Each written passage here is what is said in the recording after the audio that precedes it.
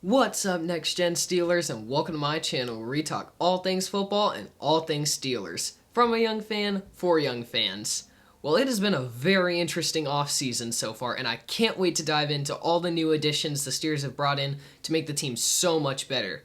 If you guys stick around to the end, I will also be releasing my first ever Steelers 7-round mock draft. Now, let's get into it.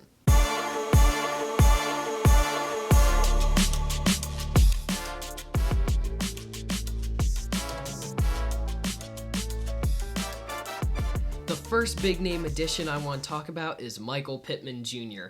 The Steelers were able to trade for him for just a 6th round pick. This is pretty crazy, but I'll explain to you guys why we were able to get him for so cheap later on. He's a huge receiver who can attack all 3 levels of the field very well. He's best in the short to intermediate range, which is actually perfect because that's where Metcalf struggles. He's more of that deep threat receiver. So Pittman is a volume target. He had 80 catches last year. He had about a 10-yard average per catch. So he's going to get you first downs, and he's going to catch whatever you throw his way. He's also a pretty good red zone target. He has 25 career touchdowns. He's also an incredible blocker, and I am so excited about this addition because it means that for the first time in a long time, the Steelers will have a duo of big receivers who can attack all 3 levels of the field and really threaten a defense. So to celebrate this, how about you guys tell me in the comments when you think the last time the Steelers had a dynamic duo this good on the team. Pittman is an incredible route runner, and as you can see here, he will catch whatever you throw at him. He's also pretty good after the catch, really muscling his way through defenders. He's not the fastest of guys, but he makes up for that with a 6'3", 220-pound frame. So, again, this is the perfect WR2 for the Steelers. Now, I told you guys earlier that the Steelers were able to get him for a 6th round pick. The reason they were able to get him for that cheap was because the Colts decided to pay a different receiver a lot of money, and they couldn't afford to pay Alec Pierce, the other receiver, and Pittman a large amount of money. So they had to get rid of Pittman either way, and the Steelers were able to get him for really cheap. But make no mistake, he is an incredible player that is the perfect WR2 that the Steelers have been needing for years now. The next big addition I want to get into is Jamel Dean. Jamel Dean was the best corner that would be available to the Steelers in free agency, and they got him. They did not hesitate. He's a big, physical press corner. He has that ball hawk instinct that the Steelers have been missing for a while. He and Joey Porter Jr. do not allow touchdowns. So the Steelers will have a great dynamic duo of corners that can take on a great dynamic duo of receivers, like the Bengals, who have really destroyed the Steelers through the air in the past. And this isn't like last year's cornerback room of Porter, Slay, and Ramsey, because Dean, he is still a lot younger than Slay. He's got a lot of great talent. He's always willing to contribute in stopping the run. He's very big, very physical, and a great addition. Now, the Steelers did lose some key players in free agency as well. Wide receiver Calvin Austin was one that had my sister in tears. He was her favorite player. Kenny Gainwell was another sad loss. The Steelers lost him to the Buccaneers, who were able to pay him for 2 years and $14 million. But we made up for it by bringing in another great running back, Rico Dowdle, who is coming off of 2 1,000-yard seasons. He's a big physical back who runs right through defenders, and him and Jalen Warren are going to be another dynamic duo. Those are coming up a lot, and it seems like it's on purpose that the Steelers want these duos of skill players. Dowdle did deal with some injuries earlier in his career, but when he was healthy, he was amazing. Like I said, coming off of 2 1,000-yard seasons, he also played for a few seasons under the Steelers' new head coach, Mike McCarthy, and he adds another really hard-hitting running back to the Steelers' offense. Another big addition in free agency, Jaquan Brisker. Now, the Steelers had a need at safety, and they met it. Brisker is an incredible safety. He's coming off a great season with the Bears. He is from Pittsburgh, and he is known for his versatility. He can play free safety, strong safety, he can play the nickel if he needs to, but he is an incredible player. He also brings those ball hawk instincts, and it's crazy that the Steelers were able to get him from the Bears. The Steelers also brought in Darnell Savage as a safety. He'll probably be more of a backup. He had a really nice start to his career, and then after some injuries and such, his production has kind of fallen, but still a really nice addition to the defense. Great depth piece in that secondary. And sticking with the defensive side of the ball, the Steelers addressed another key need, nose tackle. And the Steelers have had trouble stopping the run. They were better at it last year than they were the year before, but still, it has been an issue.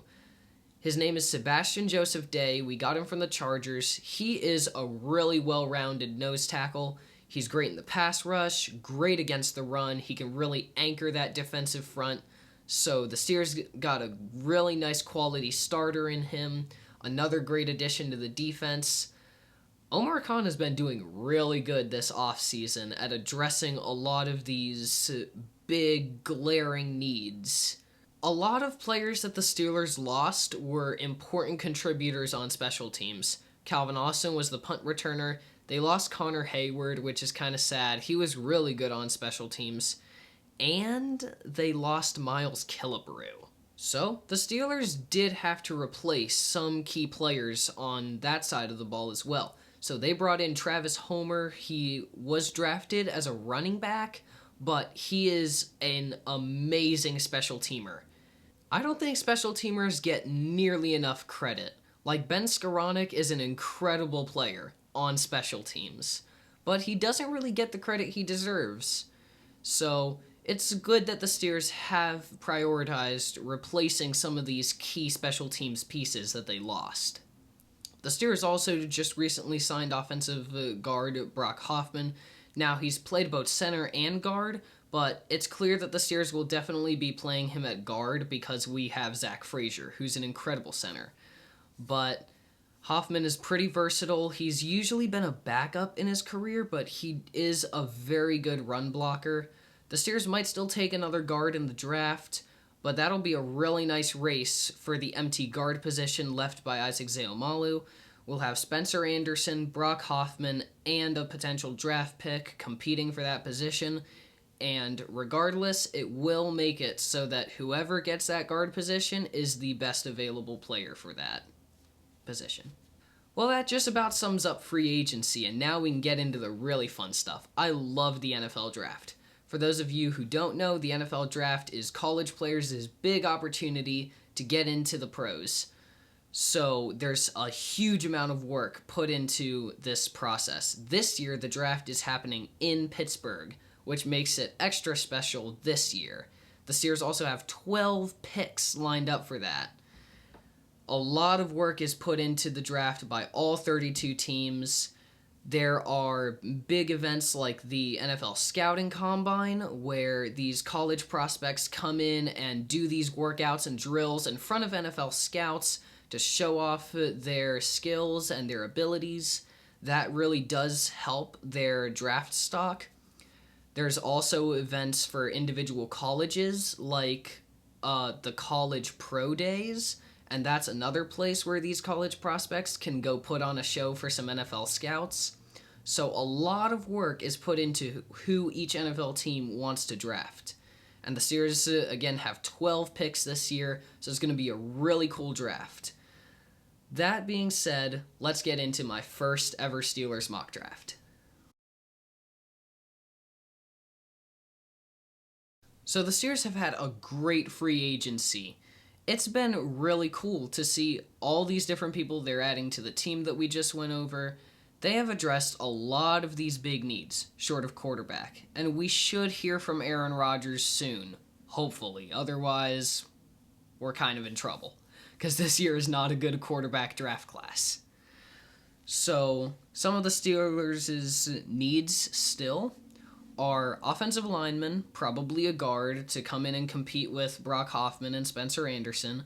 We need another receiver, preferably a guy who can play in the slot, although since Michael Pittman can line up just about anywhere, it does give the Steelers a lot of flexibility with who they draft as a receiver. The Steelers could also use another good defensive lineman, likely a tackle, who could develop under Sebastian Joseph Day and be another really big run stopper type of player. They could also use another corner to be a really good backup to either Porter or Jamel Dean. Another safety would also be really nice to develop behind Jaquan Bursker and to perform a backup role to Deshaun Elliott. Preferably a versatile safety who can play both the strong safety and the free safety positions. Also, you might want to add a good inside linebacker. It is a pretty good class for inside linebackers, and the Steelers have plenty. I don't think they'll be trading Patrick Queen unless they get a really good offer for him, like a 4th-round pick or a 3rd. But they have Patrick Queen, they have Peyton Wilson, Cole Holcomb, all these great guys they have lined up. But still, I'd like to add one more who can be like a really good, dedicated run stopper. Because again, we just need guys who can tackle. Like, last year, it felt like Deshaun Elliott was like the only guy who could consistently tackle somebody. And then he got hurt, and then we were in trouble. And even if Aaron Rodgers does come back, I would still like to add a nice quarterback prospect to come in and compete with Will Howard for that future job. So, let's get into it. The Steelers in round 1 have the 21st overall pick in the first round. With that pick, I am taking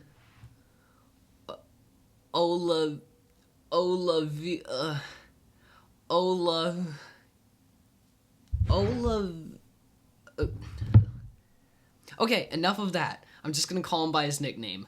Vega Ioane out of Penn State. He's a great guard. He is the best guard in this class. And he's very big, very physical, great run blocker. And if Aaron Rodgers is going to come back, he's going to need a really good offensive line. I'm not saying that the Steelers' offensive line last year was terrible. I do think that Rodgers had something to do with it, like his pocket presence and awareness did have something to do with how many times he got sacked. But, I mean, can you really blame the guy? He's 42 years old and doesn't really want to get sacked, so of course he's going to be running around all over the place. But the Steelers need to get an offensive line that Rodgers can feel very confident operating behind. And we have some good pieces, but I would really love to add Vega Ioane to that line. He's young, strong, very athletic, and he's actually really, really good in pass protection, which is something that's kind of missing on the Steelers line. Like think Mason McCormick or Zach Frazier are both incredible run blockers. Pass protection, though, for them isn't as great as their run blocking. So I had the Steelers take Vega Ioane there. With their 53rd pick in round 2 of the draft, remember there's 7 rounds, I addressed wide receiver. Zachariah Branch, he is a receiver out of Georgia, kind of on the smaller side, but incredibly shifty, incredibly fast. His yak, yards after catch, was incredible at Georgia. He was schemed up a lot, which means that a lot of his catches were like screen passes or trick passes, trick plays. But that doesn't mean that he can't run routes. He does have a slightly underdeveloped route tree, but what I'm looking for in a receiver in this draft is a guy who I can bring in and have him compete with Roman Wilson for WR3. Because you have your 1, Metcalf, and you have your 2, Pittman. So now you need another really good guy who can be that number 3 receiver. See, I don't want to entirely give up on Roman Wilson, because there's still some stuff about him that I really like, especially how well he separated over the middle in college, and I think that he could benefit from this new scheme. That's one reason I'm taking Branch here. Because let's say you bring in Zachariah Branch, and he really pushes Roman Wilson to the next level, and Roman Wilson has a great training camp, a great preseason. All right, Wilson is your 3. What you get in Branch is a guy who, even if he's not seeing a ton of snaps out of the slot or wherever you want to put him, Even if he's not seeing a ton of snaps, he can make a big impact. You can throw him some screens, do some trick plays, some jet sweeps, some reverses, and he's going to be your punt returner. He's a great returner, and the Steelers are in need of a punt returner because they let Austin go. Moving on to round 3, we have the 76th overall selection. That's the one that George Pickens was traded for. With this one, I'm going to take Darrell Jackson. He is a really huge nose tackle out of Florida State. He is really big, really tough, and he's great in the pass rush. He can really stuff holes in the running game. He's a really, really good football player who I would be really excited to add to that defensive front and have him develop under Sebastian Joseph Day. The Steelers have 3 third-round picks, so with the second of those third-round picks, I'm going to get a quarterback. See, my ideal quarterback situation for next year, I'm assuming Rodgers comes back this year and then retires after this season because he would not come back at 44 years old. But what I'm envisioning for next year, for 2027, for the Steelers to decide who they trust to be that next young quarterback that steps out onto the field, I see a competition between Will Howard, who we already have on the team, a draft pick this year, and then a draft pick next year. And next year's draft class is supposed to be a really good one. So here at 85 overall, I am taking Drew Aller, the quarterback out of Penn State. Now, a lot of you will have mixed feelings on Aller. There's a lot of Penn State fans who are also Steelers fans, and if you guys watched him at Penn State, you guys were probably really excited after that 2024 campaign and really let down after his 2025 season, where he got injured and really wasn't that great in the games he did play. However, Aller has all the raw tools you want. He's 6'5", 230 pounds, so great size for the position. He's mobile. He made a ton of plays with his legs. He has an incredibly strong arm. His biggest issue is his upper and lower body aren't really in sync, and his footwork is sloppy. But that's something that I can attribute to him not really having quality quarterback coaching at any point in his career. So I can work with that if I'm I'm Tom Arth, our quarterbacks coach. I can work with that. I can't work with 5'11". I can't work with a tiny quarterback. But this quarterback has all the raw tools you want. He's huge. He has a great arm. So I would take those small technical issues over a really short quarterback who can't even see over the line of scrimmage. Now, some Penn State fans might recall that Aller never really won the big games. Well, James Franklin wasn't really good in the big games. For those of you who don't know, that was the Penn State head coach. So I'm not going to say that it was Franklin's fault that Penn State lost a ton of big games, but you can't completely blame it on Franklin, and you can't completely blame it on Aller. So I would bring in Aller and give Will Howard some competition. And if that means that unfortunately you have to trade Mason Rudolph, then so be it. I mean, that makes Will Howard the backup, and it means it's more likely that Will Howard will play this year, because if Rodgers does come back, he's probably going to get injured. He's 43. Well, on to the next pick. With our last third-round pick at 99, I'm taking Zakee Wheatley, also a Penn State player. He's a free safety, but he can play strong safety, and he even has some experience at corner. He's another guy that I'm taking for the raw physical tools. He is 6'3", 200 pounds, and he ran a 4.4, which is incredible for a safety. So what I love about him the most is that even when he does make mistakes in coverage, he can completely erase those mistakes, and he has, with that incredible closing speed he has those ball hawk instincts, and he was great at stopping the run at Penn State, so I would be really excited to add him to our secondary. So I am trading our 4th round pick at 121 overall and our 5th round pick at 159 overall for the 105th overall pick in the 4th round, where I'm going to draft wide receiver Bryce Lance. So we have our 1, we have our 2, We have Zachariah Branch, who can definitely compete for our WR3 position. Now I want some depth. I want a guy who, if Metcalf were to go down, or if Pittman were to go down or be unavailable for whatever reason, they could go in and make that same impact, run their routes, and make their plays. Lance is definitely a guy who can do that for both Pittman and Metcalf.